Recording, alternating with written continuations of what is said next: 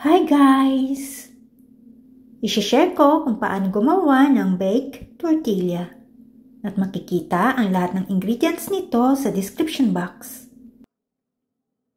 Sa pag-uumpisa, sa square pan na may boiled shredded chicken, na ilagay ang taco seasoning, lemon juice, at isang lata ng Rotel tomato with green chili.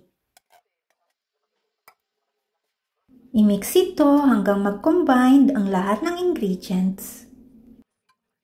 And after mixing, ay iset aside muna ito. Sa gagamiting tortilla ay mag-brush ng konting cooking oil.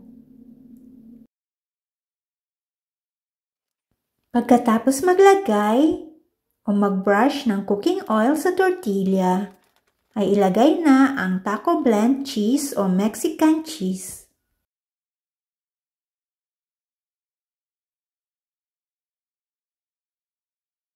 Ilagay na rin ang shredded chicken mixture.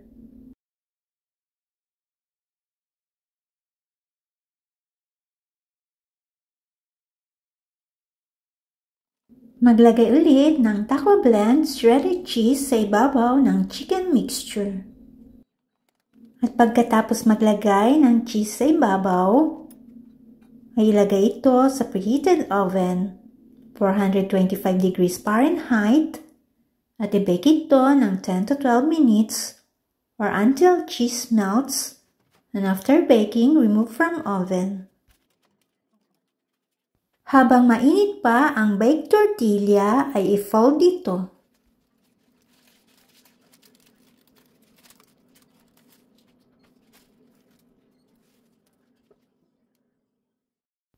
Bago ito i-serve ay maglagay ng lettuce, tomato, cilantro, at sour cream.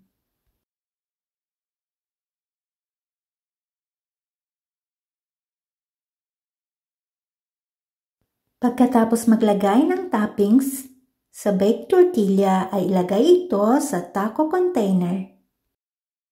Ulitin lamang ang proseso sa paglalagay ng toppings hanggang maubos ang baked tortilla.